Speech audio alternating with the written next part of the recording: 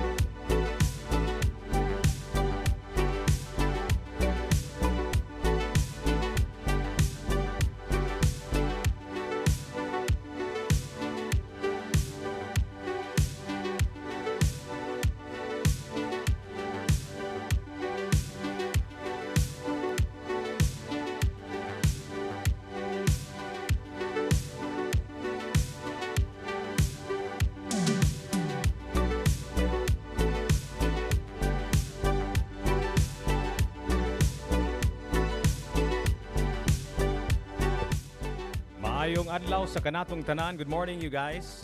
Our time now here in these beautiful islands of the Philippines. It is now 11:02 in the morning. We're broadcasting live from 2,000 feet closer to heaven here at Tops, Busay, Cebu City, Philippines. I'm your host. My name is Jiggy Juice. Right beside me is Raf Chavez. Ang atong programa gitawag na to Top of the Morning. And today we're going to talk about underdogs. That's right. The underdogs. Kanang bitaw mga FPJs of the world, kanang mga people who are predicted losers. Kanang mga basketball teams sama sa Los Angeles Lakers nga underdog karon versus the Oklahoma City Thunder. In fact, they're down big right now. They're about to lose as predicted 105-87 with less than 2 minutes remaining in the ball game. Of course, there are not just underdogs in sports. There are many underdogs. In fact, that word kanang gitawag nila nga underdog has a very interesting has a very interesting kaning mura og history ba. The term underdog is a fixture in sports, in politics, in storytelling used to describe a person or group expected to lose a contest or at least struggle. It carries a heavy connotation of grit, perseverance, and emotional support of the masses. Kana magong underdog. Mura na siya kaning relatable kay na tanan. In fact, a lot of people, a majority of people root for the underdog. Ganahan sila kanang alkansi. Kana bitong person or basketball team or even kaning mura og any endeavor for that matter nga medyo alkansi ba, because I think to me like the reality of life is we're always trying to achieve great goals. The reality of life is we're always punching up. The reality of life is we're always trying to do the difficult, right? Because life is good because it's hard, as one philosopher would put it. But ang definition ani ba kaning ang predicted loser, ang etymology ani very very interesting. Rob, take a look at this, okay? Mo ni history ining word kaning underdog. Back in the 19th century, one of the most widely accepted origin comes from the shipbuilding industry of all things, Rob. Shipbuilding industry. Before the invention of mechanical saws, kanang gabas ba, to cut large logs into planks, two men would use a long, two-handed whipsaw in a saw pit. Ang kanang top dog stood above the log, leading the stroke. This position was easier, cleaner, and signaled authority. Kanang underdog stood in the pit beneath the log. This worker was covered in sawdust, struggled against gravity, of course, kana siya sa ilalom, and performed the grueling, messy part of the labor. So, that's why they're called the underdog. Funny, right? Yeah, that's a very funny origin sa word. And shout out po dahil kay Malupitan nga na sa atong comment section sa atong TikTok live. Thank you. Daghang salamat sa atong mga TikTokers, mga YouTubers, o mga Facebookers nga nananaw sa atong programa nga Top of the Morning. Atong hisgutan karong adlaw is being an underdog. Ang kana pong underdog nga word, na po ni siya longer, even go back in time to the Victorian era. The Victorian era, back in the 1800s. The underdog was the dog that pinned its opponent to the ground. I'm sorry, the overdog. The overdog was the dog that pinned its opponent to the ground. The underdog was one on the bottom fighting from a position of near defeat. Kaya itong una man good, back in the Victorian era, in fact, even until now, for some places, there's such a gruesome sport as the dog fighting sport back in the 1800s. So kanang overdog, muna siya ang pin sa underdog. So muna siya nga ginatawag nila og kaning underdog, kanang ipin down from a position of near defeat sa overdog. Okay, that's pretty interesting. Very interesting, right? Oh, it's speaking of interesting, we have si Malupitan in our comment section. He's actually asking us a question. He's asking, "Are you guys Filipino?" Puwerteng ka-Pilipinoha, grabe kay ka-Pilipino as Filipino can be, right? Dili lang Pilipino, Cebuano. Mga bisdak ning dako. Mga bisdak ning dako. Ikaw kaning kasi nga ni malupitan. Malupitan. I surmise nga kung malupitan, di ba medyo Tagalog mo ng word malupit, di ba? Malupit.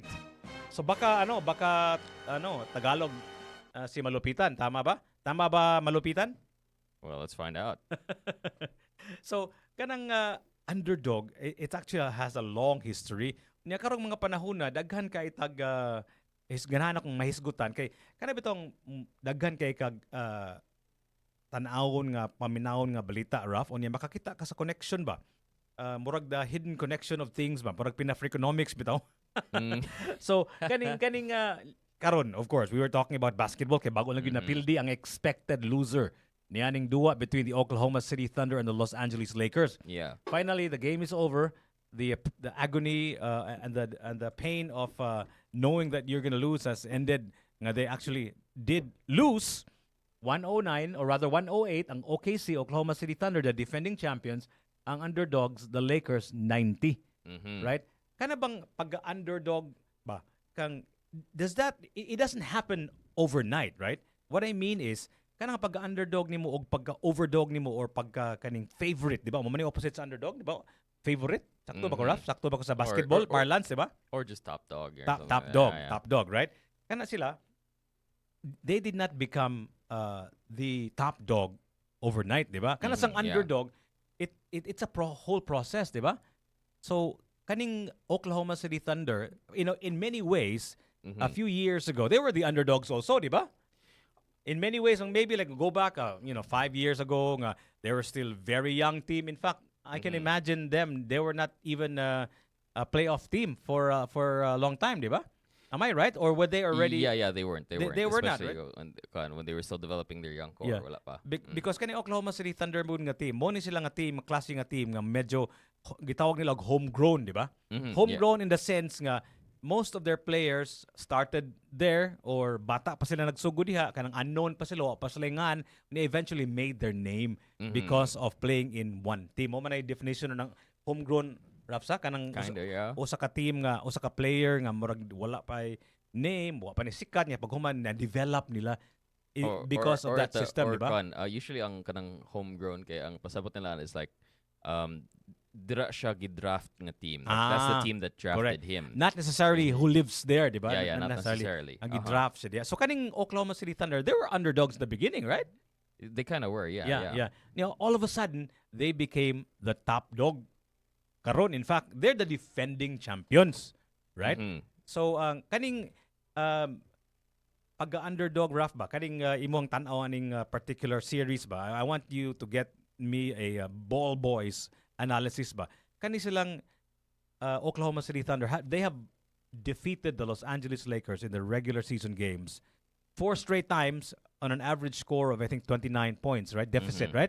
Yeah. Murag gilubong gina nila kada duwa, di ba? And true enough, look at that. The loss of the Los Angeles Lakers, although not by 29 points, but is 18 points, so still pretty close to the average, right? Of a defeat, score of defeat, the deficit. Oh no, but it's a huge improvement. I mean, you lost by 29 and now you're losing by just 18. I think slow and steady wins the race. Yeah. This is an improvement for sure. I think ang sa akong makita so far sa stat sheets between ang two teams, ang conjud ang pinakadako nga problema for the Los Angeles Lakers kay ang ilang shot making. A lot of their shots aren't going in. You're looking at the I'm looking at the stat sheets right now. Okay, Austin Reeves 3 of 16, 0 of 5 from 3-point. Yeah, Marcus Smart 4 of 15 from the field, 2 of 8 from 3 points. So really ang shot making sa Los Angeles Lakers ang pinakadako nila nga problema here, because if you take a look at the Thunder, you'll notice nga they were actually able to limit Shea Gilgeous-Alexander to under 20 points. Wow, He only had that's 18 huge, right? Yeah, That's he only huge. had 18 points. I remember you said and only 3 free throw attempts. I remember you said a few weeks ago or a few days ago, ingon ka nga, the way to defeat the Oklahoma City Thunder is to just have the other guy shoot and just contain SGA, right? Yeah, to try and contain And Shea. in a way, they were able to do it, but they still lost, right?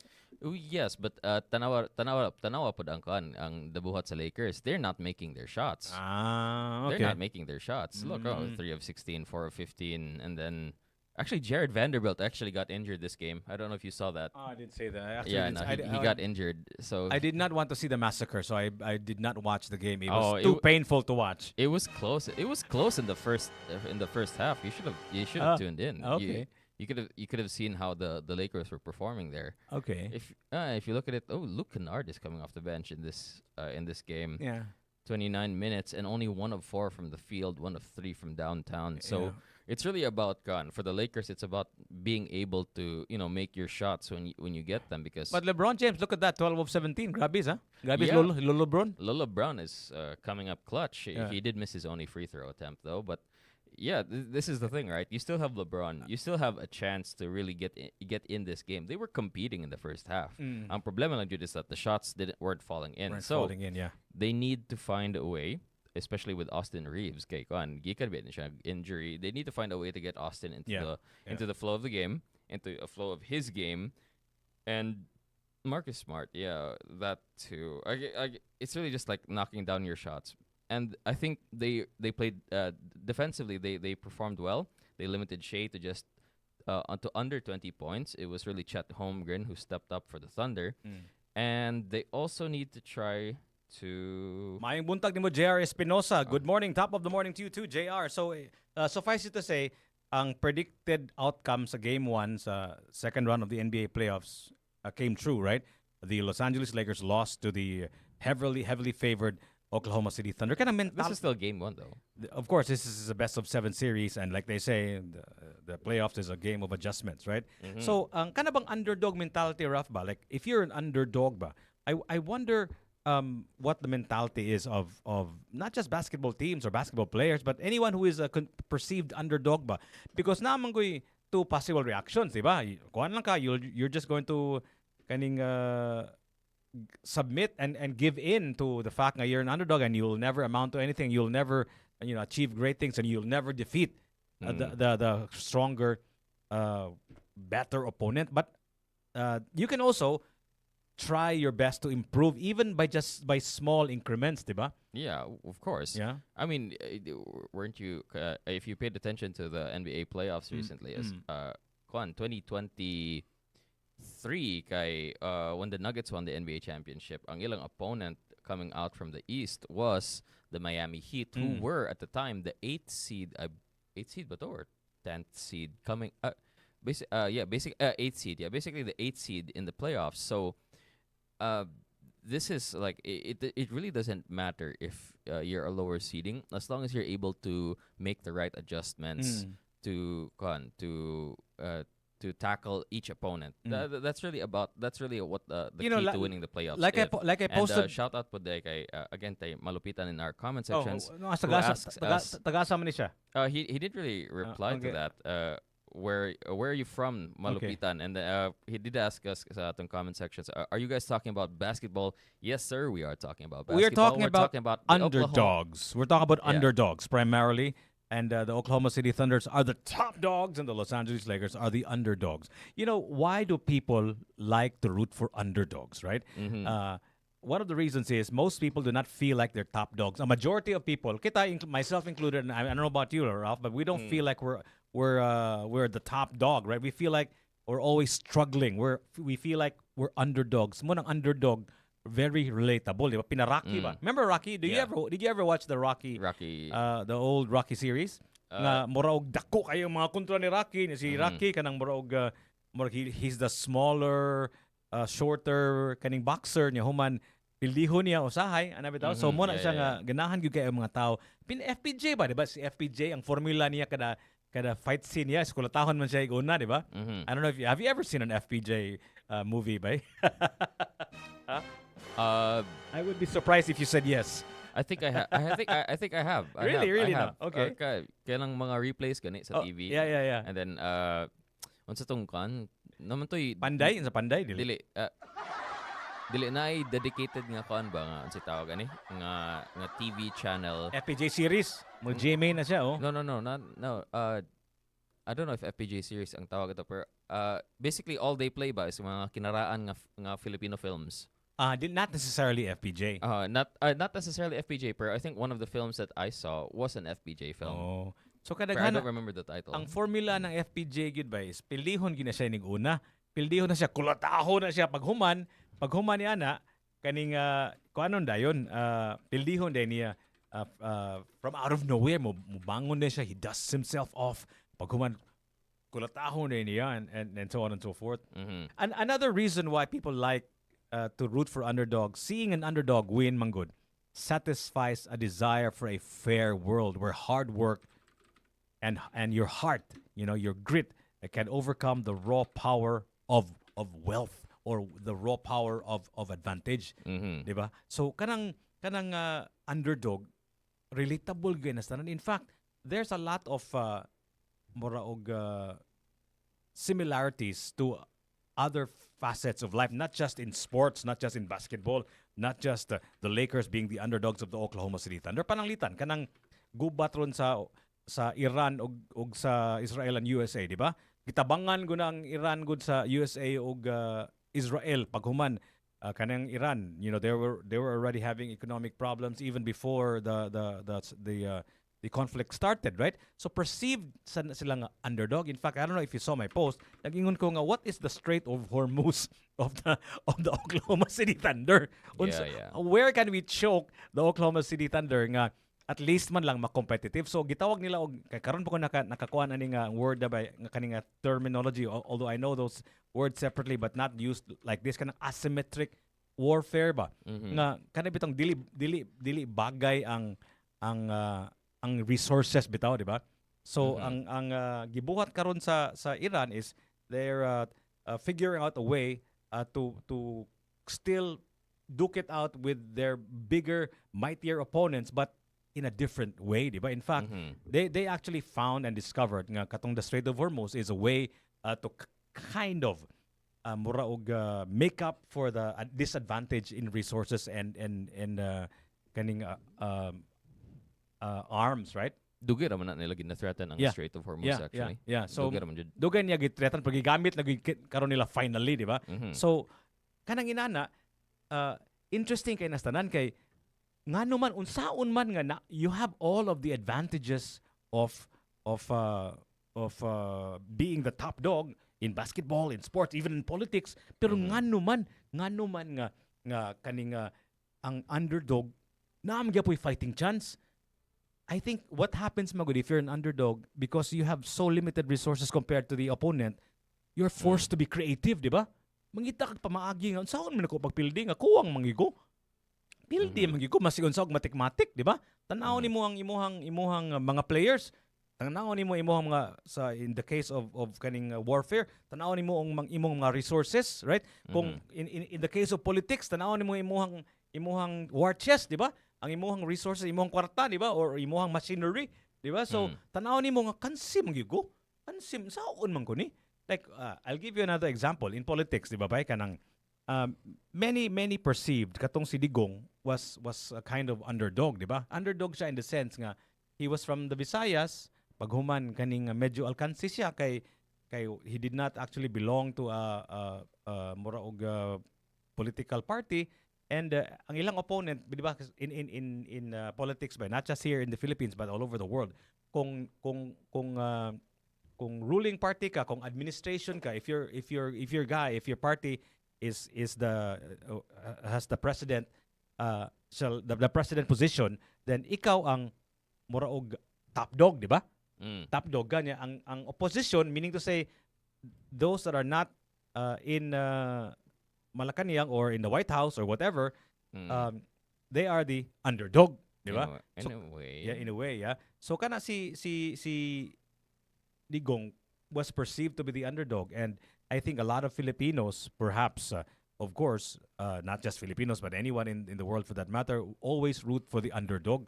Nga medyo perceived underdog ba? So kana siya. That's an example of an underdog. Of course, eventually he was able to win the presidency, di ba? Yeah, yeah. Right? Pero here's the thing ba, with ang katong statement ay mong giingon nga, it feels like everybody around the world, or most people will root for the underdog. I really don't think that's the case. Actually, Really, you think so? Why not? yeah, Why I not? don't Why think. not? If you can, I remember somebody was talking about this, the need for a dynasty in the NBA. I need for a dynasty in the NBA. Yeah, yeah, and this is like something. What do you call this? Who said that? This Who is said that? this is this is like What's the context? I'm it's mainly like talking about basketball, Mm. but I think it carries over Yeah, to other correct, things yeah. as well, because the whole concept of a dynasty is like, this is the team that's dominating right now. This is the group that's dominating right now, Mm. and when you are a casual person, a casual fan, Mm. you don't know the intricacies of basketball and all that. Mm. It's easy for you to basically bandwagon on the hype of the dominant team Mm. than to cling towards a team that isn't winning right now. Mm. So the underdog, I think it's a story nga a good chunk of people maybe Mm. will support, Mm. but I think the average person wants to win, and supporting the person that's most likely to win, that's going to be the easiest choice to So make. you're saying mas ganahan ang mga tao og kaning person or team or political party or country nga na advantage kay kibaw sila nga makadaog sila, so para dili sila perceived to be a loser. Basically, yeah. Actually, if you think about it, that actually also applies to sports and even politics, di ba? Kanang gitawag nila, like you said, bandwagon effect, di ba? Yeah. Kanang mga politiko, maayo kay sila mabuhat na ba? Kanang magpagawas din sila og picture, press release, nga maayo na kayo sila, kaning ilahang mga rally puno kayo.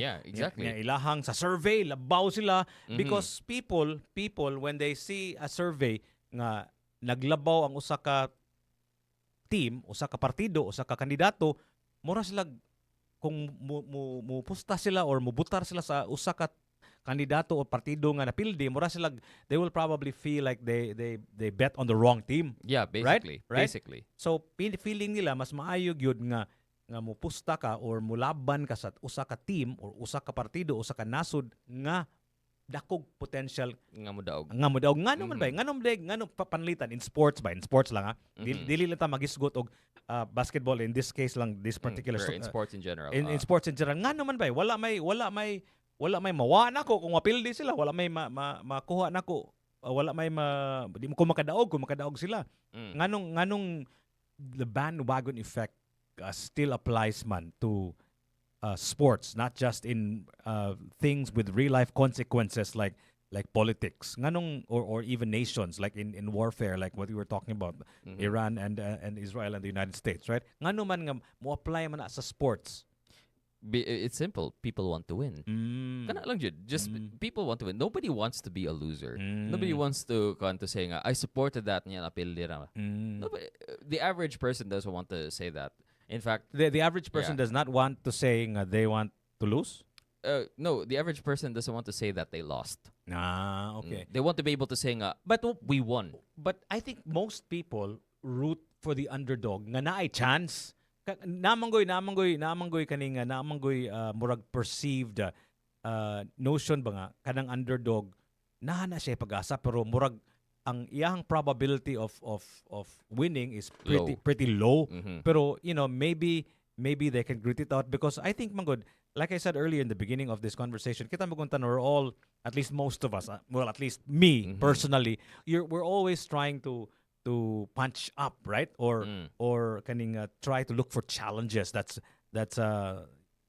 perceived as near impossible, right? Because I think those are worthy goals, di ba? More worthy goals ba nga dili kami ngon ay kuani ani lamang ko kay Kaya mo may kuan ako, mo may destiny nako, di ba? Mangita gyud pamaagi nga ang atong kinabuhi mo improve gamay ba or even yeah. in a big way uban manggali mo palit og lotere, di ba? Mo palit og Yeah, yeah. loto, di ba? O mapustang dako mapildi na inog samot, malugi na inog samot, di ba?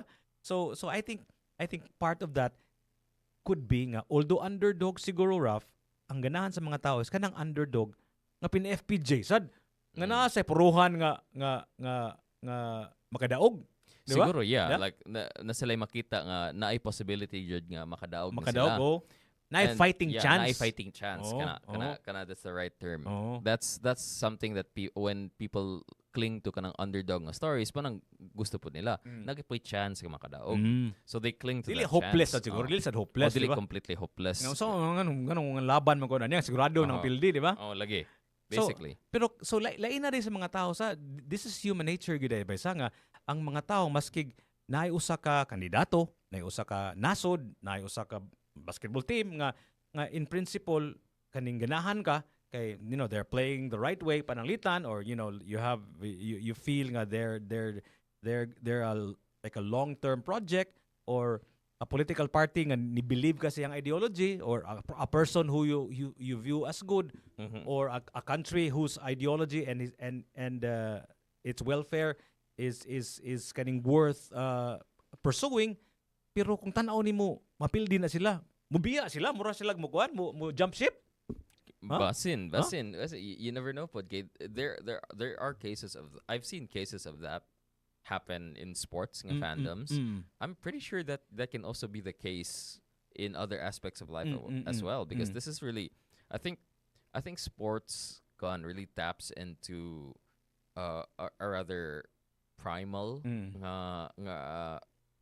instinct within people in a lot of ways. Like it really takes you back to this for the people who play sports as well, especially. Okay, this really takes you back to this type of hunter-gatherer type nga thing. You as a unit are working together to be able to achieve a goal, to be able to hunt a beast or Dayon something like masalagod that. nga kanang sports kuno is like a microcosm of life, good ba? In a Diba? way, in a lot of ways. In a lot of ways, right?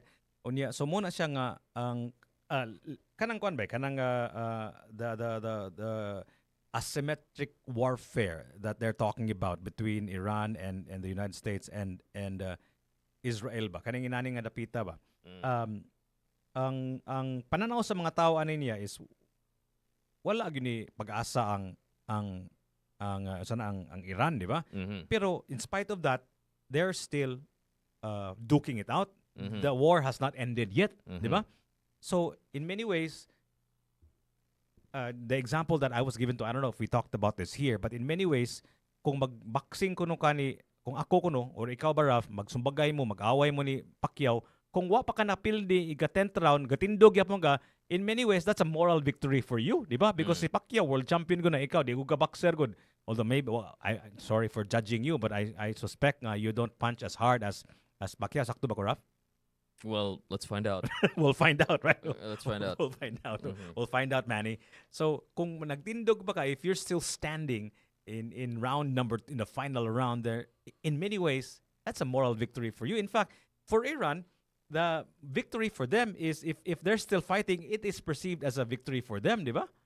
Well, I think the fact that the Iranian regime still exists should be considered a victory for them. It's because I think this is like I said it before, put in our previous episodes. These guys are just clinging onto the hope that they won't fall apart because they know nga by the time nga mo let go sila ang I mean they were carrying out kaning they were basically executing their own civilians on the street when they were protesting. So how do you think those people are going to react once they let go of power? So for these guys, this is more than just a moral victory. It's really just about survival. And they want to cling to that power as long as they can because they know if they let go, sila na pod ang they came to power through a revolution. The next revolution is going to tear them down and they don't want that. Yeah. So, nakabantay ka, Raf, sa social media na yung mga videos nga morag Lego bitaw nga murag hinimo man kuno sa Iranians kuno kanang murag they're talking about the United States and how the United States is behaving and all of that. Have you seen that? Have you seen the Lego videos? Lego? Murag- Lego? Okay nakita nga Murag Lego. animation ba? Lego animation? Ang Lego animation wa kita na. Wala. Grabe kinastanan. So, ang akong pasabot ba is these nations, the United States, Iran, and Israel, they're actually actively also trying to convince people even in social media. Murag perception war yapon ba? It is. Because whatever's happening on the ground is another thing, is one thing, but what people perceive it to be is also another, di ba? Yeah, awara gutong so good sa sa special military operation sa Russia and Ukraine. So good at one of the first things na you started seeing all over the internet was this so-called Ghost of Kiev, this sort of Ukrainian fighter pilot who was apparently taking down a lot of kanang Russian fighter jets. And it turns out that was just fake news. Yeah. Turns out So na nga naman ba? propaganda rato sa Nganong importante man ang perception ba? Nganong importante man ang perception sa sports, sa politics ug sa even sa nations. Nganong importante man ang you're perceived to be the winner or or leading or has the advantage. Nganong importante man na? Again, tungod because people want to be able to support something that they think will win. Nga na chance makadaog. And then this showcase of strength, this propaganda nga battle nga commence right now on social media especially kay it's all about projecting strength para people will be able to confidently say nga I support this team, I support this country, I support this presidency, this leadership. Because they look at that, they're leading us to victory. Kana, that's really all it is. People want to win. So, kanang perception is na quote mo gud ingon lang ba I don't know I can who it's attributed to. Perception is reality. Perception is reality, or it becomes a kind of reality, right? Kung ang mga tao panalitan pareha ra gud atong gisugutan ni atong una kanang the perception of something that has value. The more people perceive that thing to have value, the more valuable it becomes also, di ba? Yeah. I think I might have heard that saying before. Yeah. So perception is reality. So kung imong pagtuo nga makadaog ka, mura bag you will it ba? Oh. Right? Pero as the people say these days, you manifest it. You manifest. Mo na word nga ginagamit karon. Pero that doesn't happen all the time also, di ba? Well, of course not. Kay naamong ko'y daghang nga nakitaan ba nga mga propaganda sa mga politiko nga murag daog na sila, mananaog na sila, kaning join us, because we're gonna win and go all the way to whatever, right? To City Hall or Malacanang or whatever, the governor's office.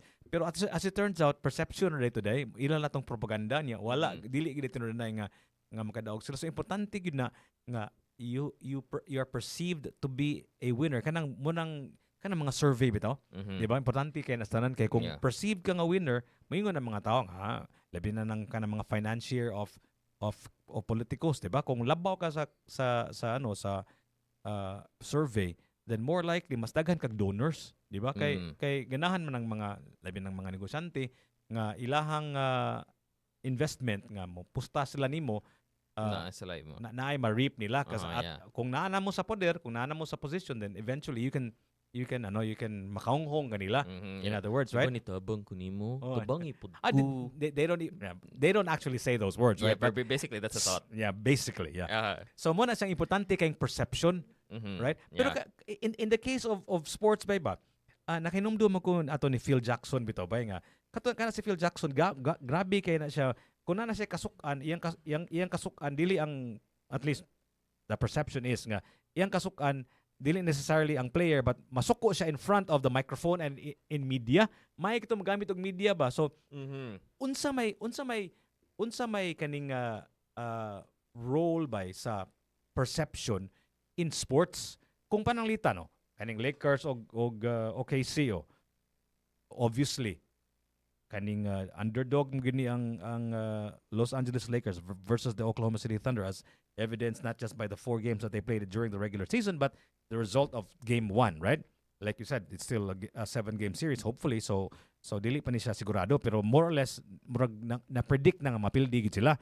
Kung maghimo ka og kuan ba kampanya, maghimo ka kaning campaign to make it look like the Lakers are leading or are not as underdog as we think they are. Unsa may what's the use of that?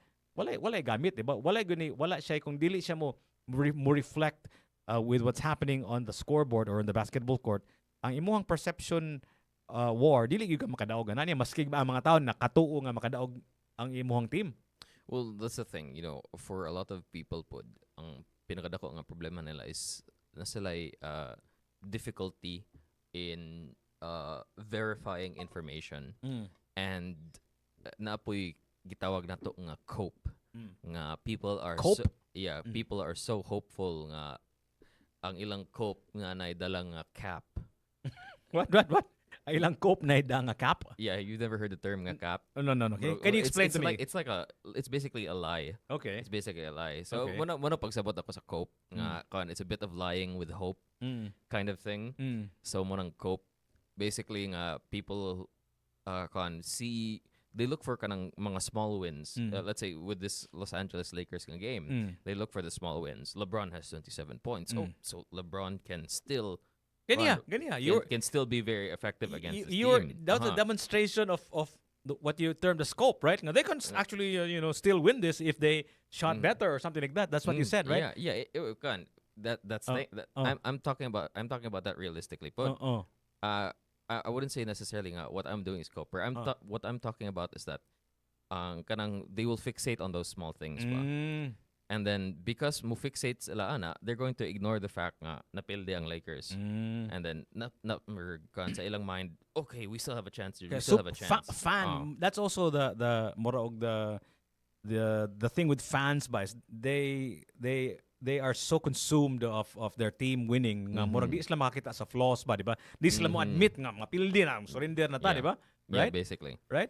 Pero kaning kana bang perception war ba nga atong gisgutan ba?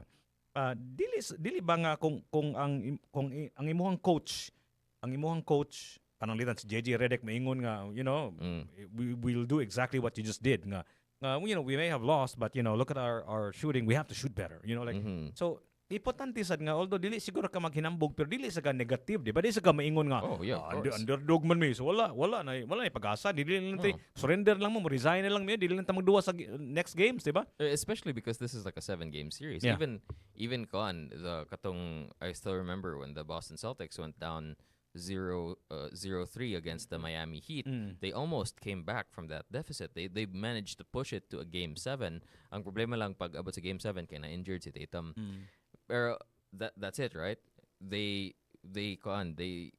when they were down 0-3, ang mindset sa Celtics players at the time was they were just telling the media, well, just don't let us win one game. Just don't let us win one game, and then they won 3 games straight. So kana lang jud like sa ilang mind like yeah, we still have a chance of winning. We still have a chance of winning. Pero nasay uban nga makadaog ba, there are other people, other entities who will win if the game or the series or the political match is perceived to be close. Kanang basketball, let's just start with basketball and then move over to warfare and even to politics. Kung lopsided kayo ang duwa sa series, meaning to say grabe kay ka underdog ang Lakers, wan ay mo tanaw sa duwa kay kanang kuha naman klaro naman jud kay nga pildi. So ang mga kanang mga media outlets, mga media outfits, mga Apple or Prime whatever, ESPN dili gini sila mosugot nga murag mosurrender na sila, mangita gina sila mga tao nga moingon nga naa pa ni pag-asa makadaog kanang mga pustaanay, di ba, kanang mga betting sites, di ba? Kung klaro na kayo nga pildi ang usa, wala na di na lingaw ang pustaanay, di ba? So I think there are people who can actually benefit from the perception war of a game, a series being close, di ba? Or a battle being close, or something diba? like Diba? that. Yeah, there most definitely there are people who can profit from it. Although nadyo diferensya jud sa sports and how people can profit off of that versus how people can profit off of conflict. So this it gets basically messier pag-abot na. And even in politics, I'd say nga the people who benefit from a a perceived close fight in politics probably really different from the type of people who would benefit from that sa kanang sports. Probably that's probably going to be the biggest difference between the three. Who benefits from it and how they benefit from it is completely different. Well, ang benefit sa politiko ba kung ang race is perceived to be close is ang mga donors niya gamay na likuwang, you know, lubong kaning labaw lagi na siya pero gamay na likuwang kaning kinahanglan gyud og tabang ninyo. But it becomes like a way for the candidate to look for more donors. Basically. Kay kaning dili pa siya labaw kaning he's still an underdog. And I think also the same goes for for conflict like the one in Iran and the Middle East and the United States, right? Kung mangayo sila og suporta sa ilahang mga amigo, mas maayo siguro nga tan-aw sa the perceived partners nila Russia and China nga napanipag-asa, di ba? Kay kung anay pag-asa nganong mo hatag pa man sila resources, di ba? Yeah, basically. So importante gyud na siya nga naay perception of victory, nga naagi mas gamay lang nga possibility of victory, right? So I think all of them can benefit from a perception of closeness of parity ba, right? Even though you're an underdog, nagyapon kay fighting chance. Basically, right? Yeah, I can see where you're coming from there. Pero it's just that can we it feels like na even if sports is a bit of a microcosm of of life in a lot of ways, I guess I'm feeling a bit of I don't know how to describe it, pero murag lisod kay i-compare para nako ang what's happening in between Iran and the US and what's happening between Oklahoma and the Lakers, or sports in general, and even politics, and right? even politics. It feels like three completely different worlds in a lot of ways. But what we're talking about is our underdogs, diba?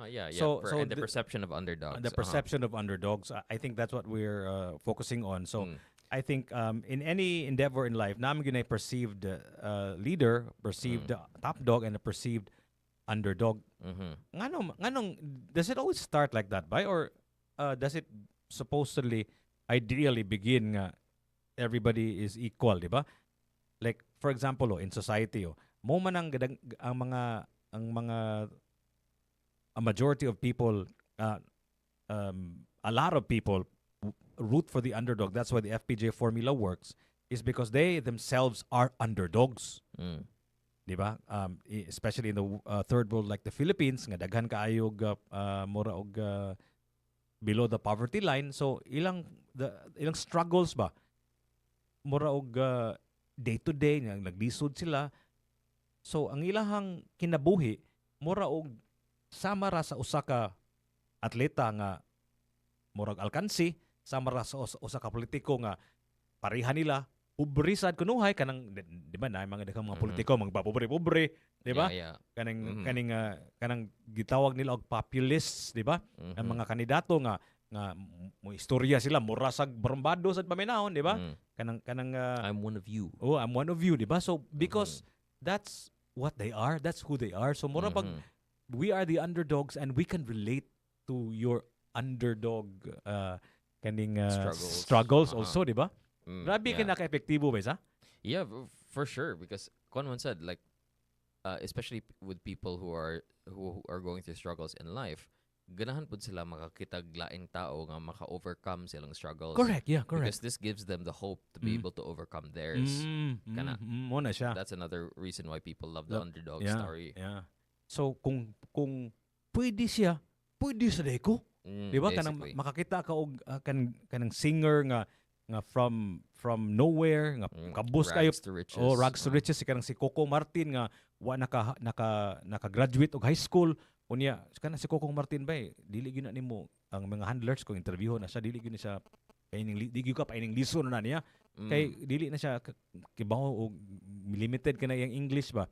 So ang tingaw gyud na siya niya kana si Coco Martin murag wala na nakagraduate og high school. So grabe kay na siya kasikat because of that. In fact, kanang bitong criticism usahay kanang paranglitan si FPJ katong nidagan siya nga mura siya wala kuwang sa education. Actually, the more you use that as a criticism to a candidate, the better his chances are of winning because ang mga tao mangod kinabag-an wa may kuwang mang no read no write man kadaghanan. Kuwang mag education nga kadaghanan. So kung imo na i-criticize ang usa ka kandidato nga kuwang na wa na ka graduate, makarelate ang mga tao nga buto pareha nako aso ko graduate may tang kadaog na siya presidente or mayor whatever kay pareha siya nako nga wala na ka graduate, di ba? Relatability factor ba? Yeah, lagi basically nga kon show them nga you who's just like me, we can do things ba. Ana. Especially with that nga kon nga example nga it feels like nga lagi limited ang among education.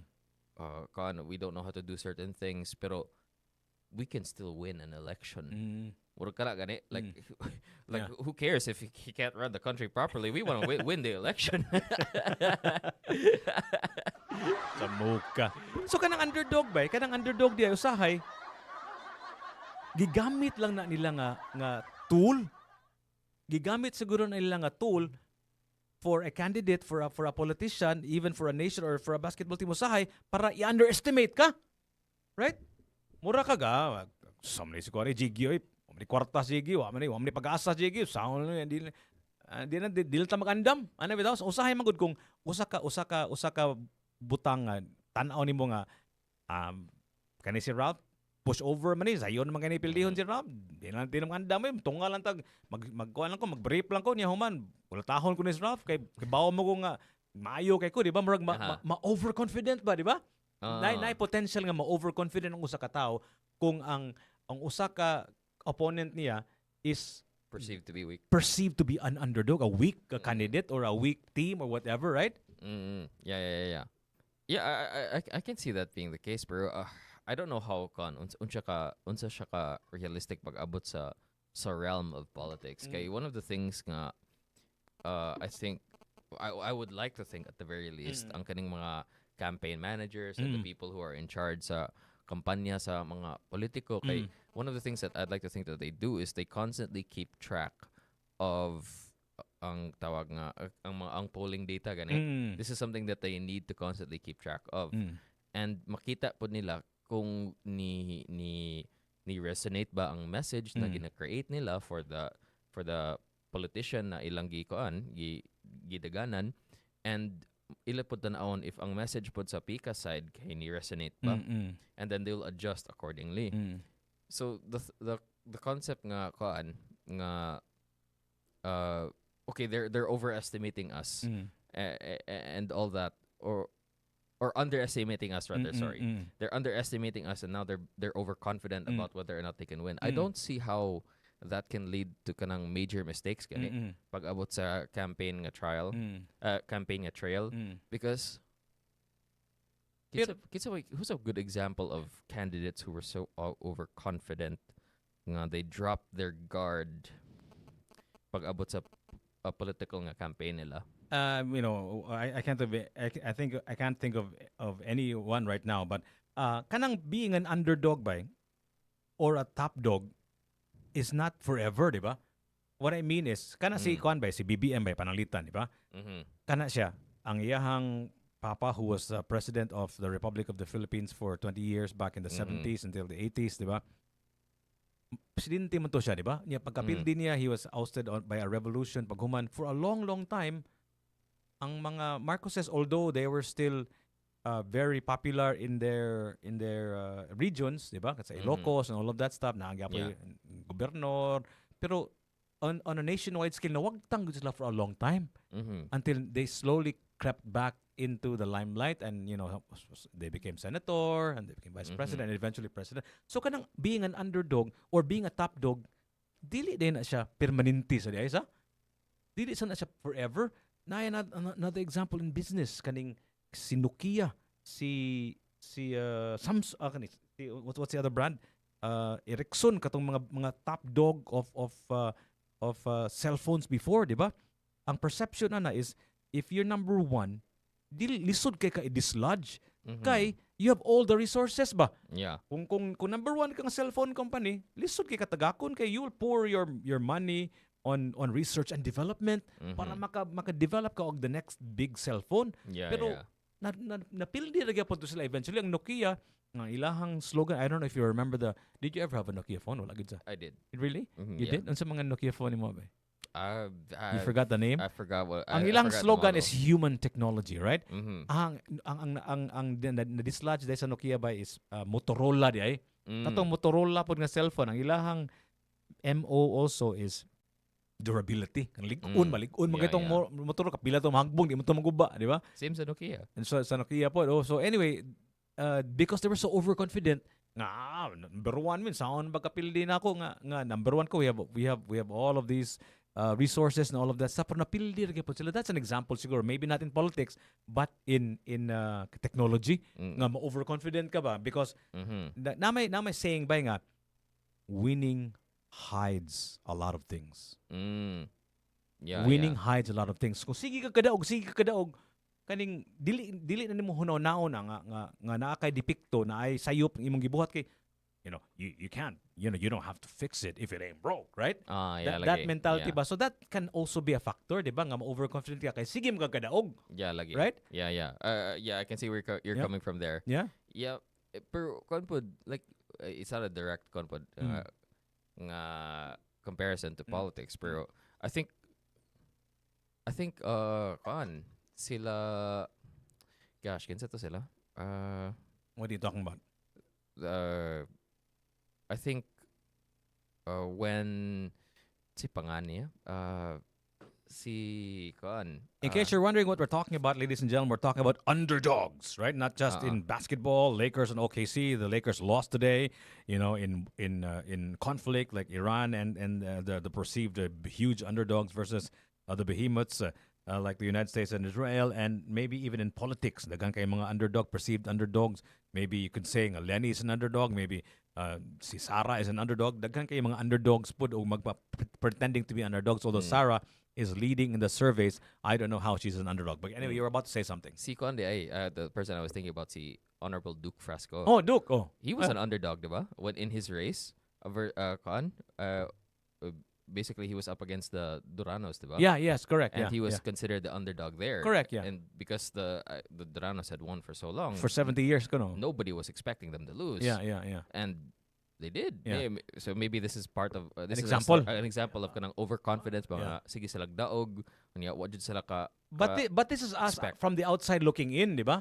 We don't yeah. we don't really know, what was happening on the ground. Maybe it looks like an overnight success. Maybe it looks like an underdog beating a top dog, but because of the perception of them being ruling for the past so many years, but maybe something was happening on the ground that we're not aware of, ba, di ba? Parehara ko Maybe, na ng the governor's race, right? Like, it was a perceived the common perception was Gwen was the big favorite, di ba? Yeah. Napili siya this newbie, di ba? Newcomer. Di ba? So kanang underdog perception usahay ba misleading kay nastanan. I think these people that you're talking about, katong mga Duranos maybe, or maybe even si Gwen, maybe there's a tinge of overconfidence, right? Yeah, kaya nga. Yeah. Right? Yeah. So possibly yun nga kanang underdog kung imo nang, if you really murabag deception ba nga portray ka sa media as underdog but on the ground you know that you're not. Maybe ba? Could be that. You know you're a surefire win. Oh, di ba? Yeah, I can see that. Si Muhammad Ali ba? I don't know if you've ever seen a Muhammad Ali fight. Naaman ay style si Muhammad Ali magpakulata. Ang style niya is, I don't know if you've ever seen one of the biggest matches of all time, katong Thrilla in Manila, katong boxing lang Fraser versus Ali in Manila. Magpakulata na sa Ali ba, pero kaning he covers his face, magpakulata na siya para mahutdan og hangin ang iyahang kontra. Pag human, kulata na siya, human mubawas din siya. Ano ba? So ang perception sa imong opponent is apildi na ni kay gikulata na. Pero he's actually trying to get some wind, ba para eventually he has a stronger counter kulata. Yeah, so basically. that's actually his technique also, na magpapildi-pildi.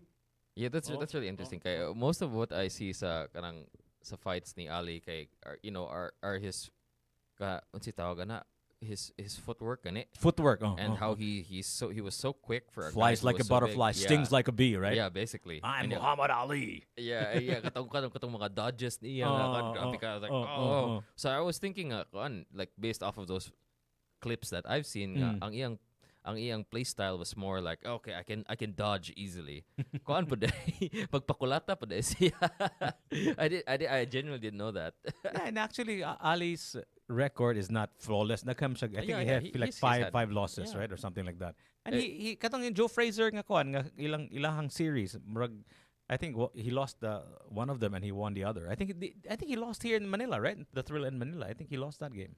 Joe Fraser? I'm not sure. Yeah, I'm not sure. yeah. I don't follow boxing. Anyway, the point is nga usahay kanang underdog, that's a kind of tool nga athletes or even politicians or even nations kaning use to their advantage. Kanang you're familiar with the Trojan War, right? Nga mura man to giilad sila nga murag unsa gito ba? Can you explain to the wooden horse? the wooden horse, di ba? Nga murag unsa gito murag regalo ba to siya? Unsa gito? Oh yeah, ilang gi ipa as if ba nga kon regalo siya. Nga naman gitagaan kon- magregalo nila unsa may context sa regalo. Kinumdum ba ka ng storya ba? Dugay na ng I storya. think it's like supposedly I think ang common nga practice at nga time is like you give like a peace offering to saying okay, we don't want to fight anymore. Oh, Or murag ni something like surrender na that. sila. Yeah. Surrender. So another Uh-huh. murag deception na siya, di ba? Yeah, basically. So I think Pero that's I don't think that was necessarily a story of like underdog versus top dog. okay.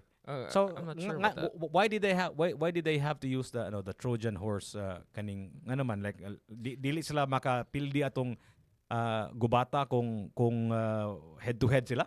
Ang biggest ng problem nila is that they couldn't breach the wall.